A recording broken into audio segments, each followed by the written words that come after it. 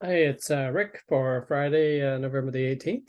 I'm going to shake things up a little bit here tonight, show you a different screen.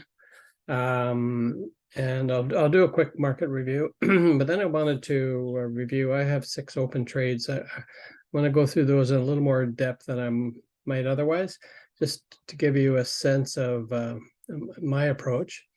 And then I want to pull up Mark Minervini also has about 6 or 7 trades open, and I'll show you his and where he entered, and you'll see some similarities in patterns, but you also see some differences in the way we manage our trades. So some of you may find this way too much detail. Fine, don't have to listen. Others that are a little, either more active or want to be more active might get something out of this. We'll just, you let me know one way or the other. So the chart is a little different than my normal setup I show you. In the middle here is the daily chart, which drives virtually all my decision making. To the left is the weekly, which I always keep in perspective. This is a 5-minute chart of the S&P, which sort of just don't pay much attention to, but it tells me intraday what things are doing as far as the broad market. I don't use it to trade off of, but I may postpone an entry or get a little more aggressive on an entry based on what's happening with the S&P. But basically, I don't trade off this. Over the right-hand side here, it may seem a little overwhelming. I have 2 watch lists. The first one here is all of the indexes that I look at, and I'll scroll through these usually every day, certainly every second day.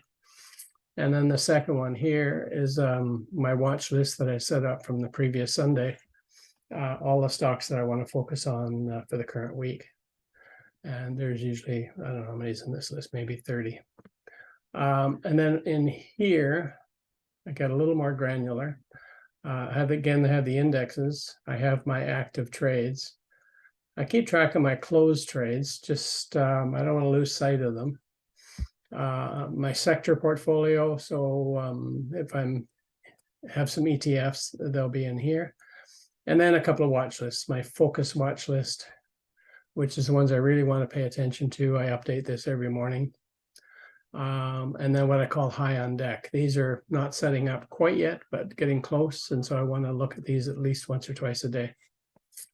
I do have crypto on here, which I don't trade ever. And the FANG stocks, just to keep an eye on what's going on. Oh, reminds me, with respect to crypto, I don't know if any of you have crypto that's not in I don't know what the terminology is, in one of the wallets or whatever, but if you use one of the Grayscale, there is a couple of ETFs.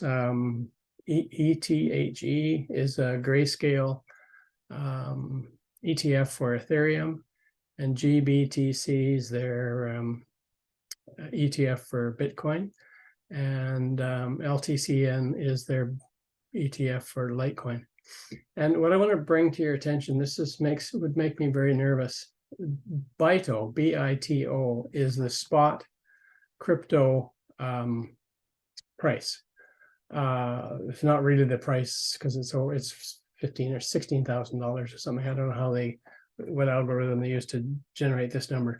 But the important thing is, a note here, it was down 0.2% on the day.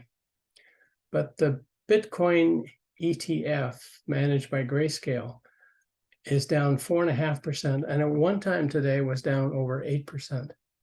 So there's a huge disconnect between these two, which leads me to suspect that Grayscale could be in financial difficulty with respect to managing these funds. So just on the off chance any of you are invested in any of these ETFs by way of these instruments, I would encourage you to take a really close look at it and maybe bail out. Anyway, that's that. The FANG stocks, Apple, Amazon, Google, Microsoft, I'd never trade these things. They're big behemoths. They're just not, but I want to just sort of see what they're doing, how they impact the market. Minervini alerts during the week, I don't pay too much attention to. And then I have the Dow stocks. There's only 30 stocks in the Dow. And I just sort of have this here. I don't look at it very often, but if the Dow's making a big move, I can quickly go here and say, okay, what's making the Dow move today? So that's that. That's way too much for what most of you will need. You just basically need a simple watch list of your ETFs that you want to follow, if that's your style, and then maybe a stock watch list. And that's it. And then your daily chart and a weekly chart. That's it. You don't need any more than that. All this other shit is good for me, but not necessarily for you. So to the market, let's just spread this out a bit here. S&P's had an interesting week. We had this big up day last Thursday on big volume. So the volume, well, I guess that won't work on there. Okay. Big volume, and then it had a follow through the day. The next day, it carried on, which was very promising. Then on Monday this week, it gapped lower. Here's the open. I'll spread this out even more. This little bubble on the left-hand side is where it opened, and then it closed right at the low. So that was a little ominous. But then Tuesday, it gapped up. It opened way up here, but then just sold off right to the previous day's low, but then managed to recover. So still thinking, okay, this is bullish, but getting a little nervous. But this is not unusual as you get close to the 200-day moving average. There's going to be a lot of back and forth between who's in control, the bulls or the bears. And then Wednesday was basically a really narrow day on very light volume, so nobody can make up their mind what to do. And then yesterday we gapped down right from the get-go. We opened way down here, which has got a lot of people very nervous. Actually stopped me out of something I had. I can't remember what it was now. But then ripped back higher. And so that is quite positive. And then going in, and then today we gapped up and then sold off and then recovered a bit. And that shows up better on over here on the 5-minute chart. We opened right up here and then sold off hard right through till 9:25 our time, which is what, noon 30 in the east. Chugged along here and then tried to put a bit of a recovery in near late in the day. So looking at this before this bar here showed up, I was thinking, if this today we opened up somewhere in here and then took out yesterday's high, I would be all over this and looking to go long, because we could have got a nice move like that. So that was sort of what I was hoping for, looking for. But when I got up and got to my computer before the market opened, I could see that we were going to gap up. And so all bets were off. So it just took all the interest for the day out of it for me. There was just nothing to do. There were just this was a good pattern, nice 3-day pullback. You get above the high, it's quite viable. And you could say the same thing now. If on Monday, let's say we get above this high, well, we could buy it. The problem here is, damn thing to work. If you buy it above today's high, your stop has got to go down here, which is 2.1%. That's not bad. But the upside to get to the 200 is only 2.2%. So it doesn't come anywhere close to my risk reward parameters. So I suspect there's going to be nothing to do for the first 2 or 3 days of next week. Now, had this done what I wanted it to do, and let's say it opened here, I would have bought it above here, same stop. Now the stop is only 1.5%, and the gain is 2.5 to 3. It's still marginal, but at least we're getting closer to my minimum 2-to-1 risk reward ratio that I'm looking for to get into a trade. Anyway, that was sort of my pre-market analysis. Now I suggest there's not much to do. I think we're just going to mush around in here for a few days, and we're either going to get through this moving average. Hopefully it's going to start turning up. Or we come back over to the weekly, and God forbid we follow the pattern that's going on over there. So it's another week of wait and see.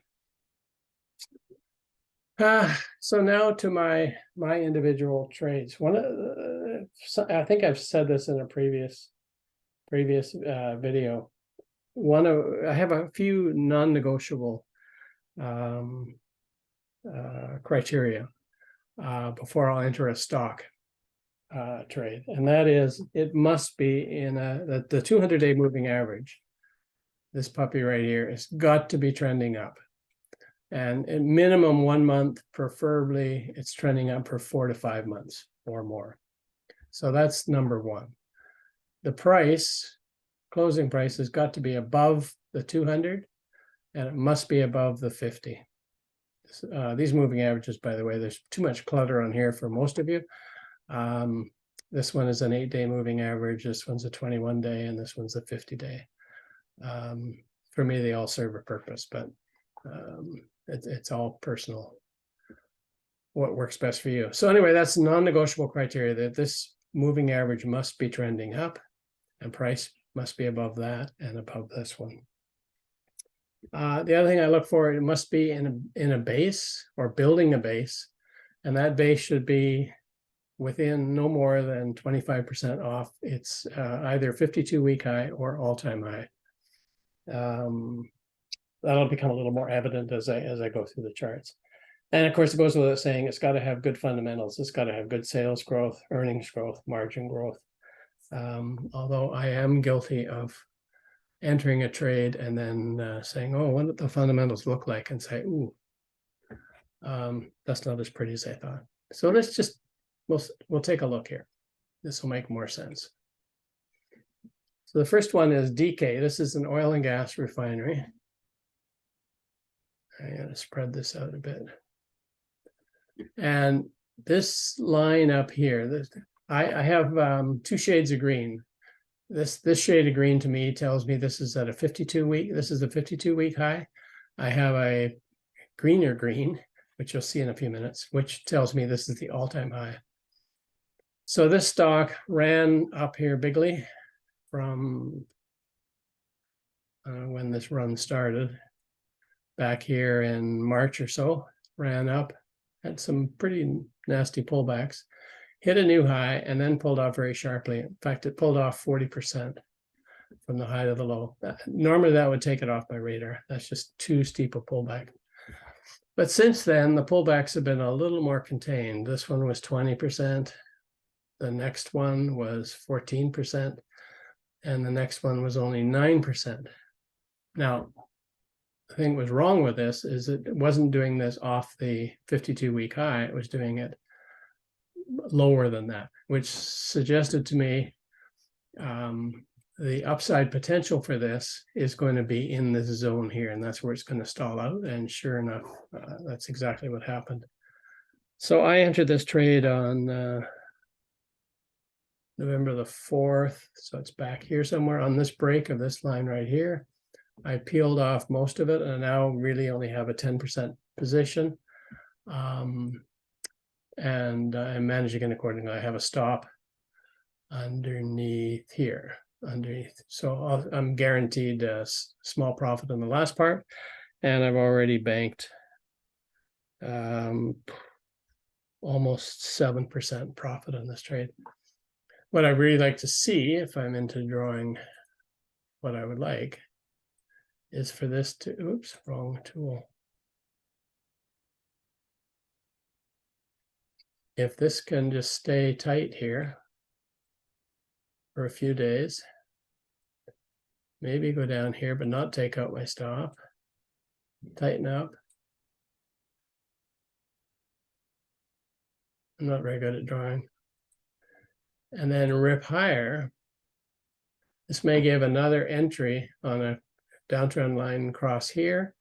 And then potentially, if it does something like this, another entry up here. So this one I'm keeping on the radar, even though I only have a tiny position right now. this is, I don't want this one to go away.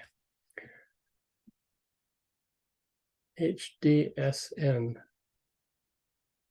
So again, here, this is a lighter green line. So this is an all-time high. And you see it's made a big run from what, $4, $3 and something up to 10 more, 2.5 times. And as you would expect, it's going to pull back and rest.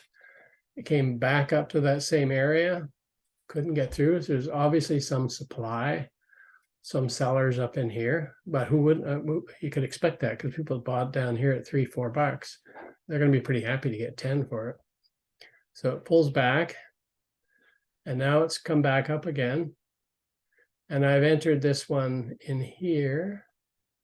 A little premature. It hasn't really broken, but I'm sort of anticipating that this will come through. But I've put a pretty tight stop on it. So if it works, it works. If it doesn't, it doesn't. So in my style, again, this isn't as tight as I would like to see. I rarely will buy this. Well, obviously you can't buy the first time it's at the all-time high. You don't know when it's going to stop.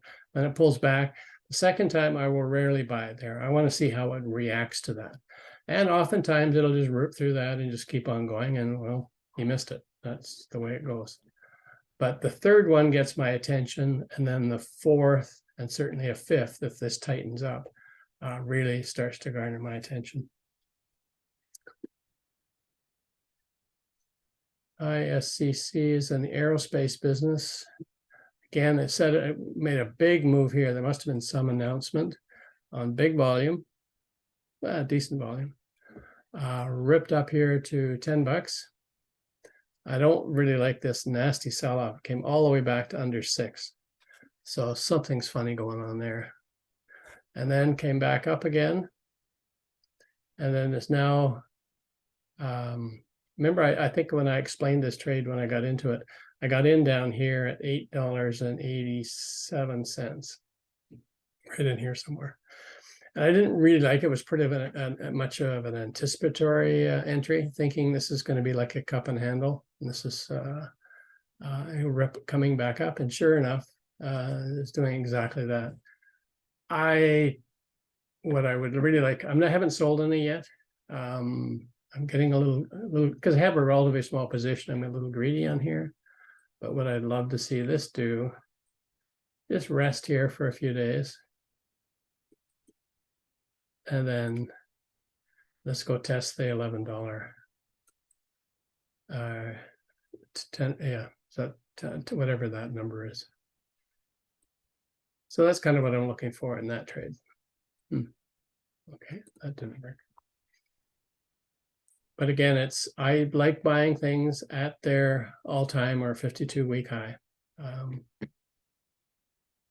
MGPI. Again, it's an all-time high. Set an all-time high here in August. These guys are in the beverage alcohol business in the States. They make bourbon and rye and a bunch of stuff. Pulled back nicely. Couldn't get through. Again, there's obviously supply in here. Pulled back a little deeper than I would like. Came up, and then this is a little disconcerting because it shouldn't really have taken out this area here, but it only did it over 2 days and quickly recovered. So anyway, now it has taken out this supply to the left. I don't know, have no idea how high this could go. I'm in at average cost of 114 and change down here. Again, if I was to draw a picture, what I would like to see is, I don't mind if it pulls back a little bit here.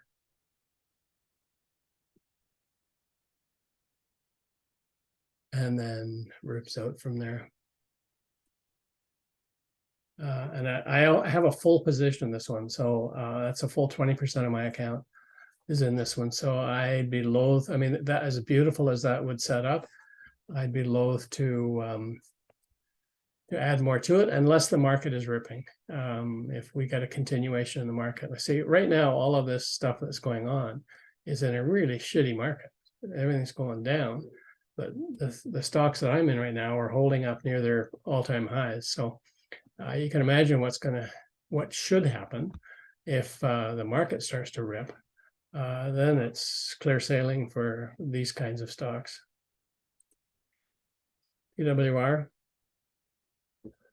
again, it set a new high over here, came down, tested it, set a higher low, didn't quite get there, came down, and then blasted through it, set another new high, came down a bit, set another new high, came down, tested it. So now it's getting on my radar. I guess this is the 1, 2, 3rd sort of attempt at it, but that came off way too much. So I mean, it's on my watch list for a while, but not very active. But then as it's been wedging up this side, I entered here at 144, I think it is, right on this break here. So again, this having a little trouble getting through. We got through 150 today, only briefly. So I'm giving this a very tight leash until it can prove itself. It's another one. If the market was this, we were in a normal. If we were in a bit more of a bull market, a stronger market, this would have no trouble ripping higher. But right now it's having some difficulty, but nicely profitable. And worst that's going to happen is I'm break even. And then REGN, again, see, we're near the highs. I don't, well, we'll get to it in a minute. I just don't buy crap that's down here. It has to be up near the highs. So we set a new all-time high here, pulled back. Took a few months for it to get up to the new all-time high, then didn't make it. There's obviously lots of supply up here. Pulled back, came up. Now we're eating into some of that supply. The pullback is not as strong. We ate up more supply. Pullback is stronger again, higher again. And then now it looks like it's getting ready for the next big push. So this is a bit of an anticipatory entry. And this one, I can switch gears a little bit. This one was on Mark Minervini's list. So I bought this one a couple of days ago here when it took out this. He bought it October the 14th. So he got in back here. Where is October 14th? Yeah, when it took out this high. So he likes to buy breakouts much more than I do, especially in this kind of a market. So he bought this breakout right here, and he's had to sit and wait for this pullback. But his style of trading, he's got his stop all the way down here. So he position sizes himself accordingly, takes a smaller position, small for him. A tiny position for him would probably be $1 million. So how many shares? He probably has 1,500 shares of this. I don't have anywhere near that. So his style, and that's comparing. So I'm getting off track here. Our basic strategy is looking at the same thing. So we got a base up near the highs, and then looking for the breakout or a pullback, what we call a pullback buy, and leading to another breakout. The difference between his style or his management and mine is that he will give it a much wider berth, much bigger stop, and position size accordingly. For me, when I entered this trade here, I have a stop. I took my preliminary stop was here, there, and down here. So I tend to get stopped out more than he would. But that's just something I live with. That's basically the only difference. Now, I should probably learn to behave like him, because he's turned relatively small amount into $20-30 million, and I sure as hell haven't done that yet. So, but anyway, I thought that would. Oh, let's just show a couple more of his. He bought Enphase today. ENPH. I passed on it. But again, if I was to draw a line at the all-time highs, would be right here. He bought it today as it broke out over this area right here. Oops, didn't mean to draw. Okay, that's fine. He bought that breakout right there. And his stop is 295. So he's got his stop down here. So that's in percentage terms. He's in here. That's 8%. See, that's just too much for me. I'd have to take, with my account size, I'd have to take too few shares. And if I'm going to risk 8%, I got to get 24%, 16 to 24% to meet my risk reward criteria. That's really hard, especially in this kind of a market. So I'd much rather take a 3 or 4% risk and try and get a 6 to 12% gain. So that contrasts our different styles. Where else? IMVT.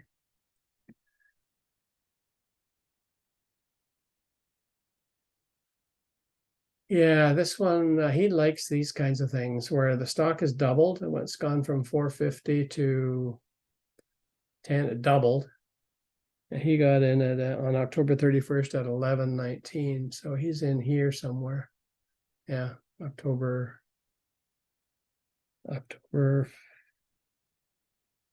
31st.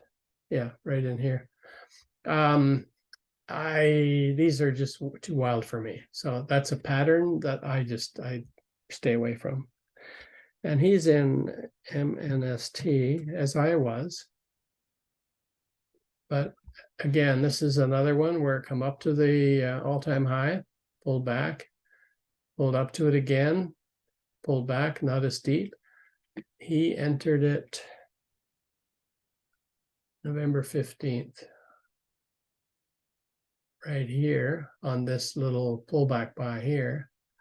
I entered it the next day, this day here. But I got looking at the fundamentals of this, and I just got chicken, and I had a chance to get out of what. Oh, this was the big move down yesterday. I said, you know what, I'm going to take my break-even stop, and then to look for something better. So I mean, obviously I keep this on the radar. If it can do something like this,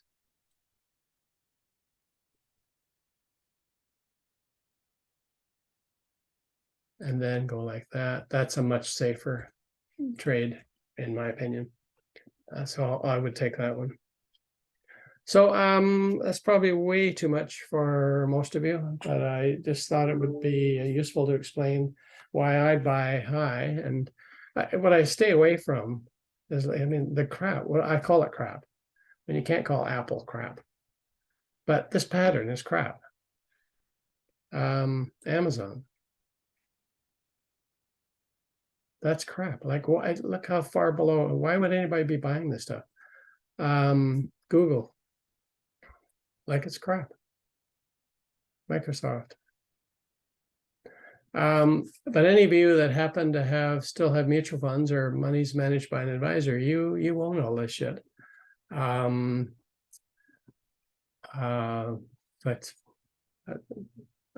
not for me.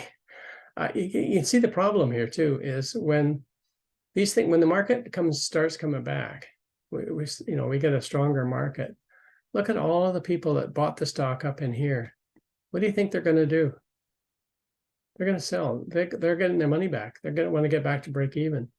And so the road to a significant gain in this is so much harder than something like this, where there's just clear sailing. There's just no supply above that. I'm sure it's extended. This stock has gone from $40 to 120.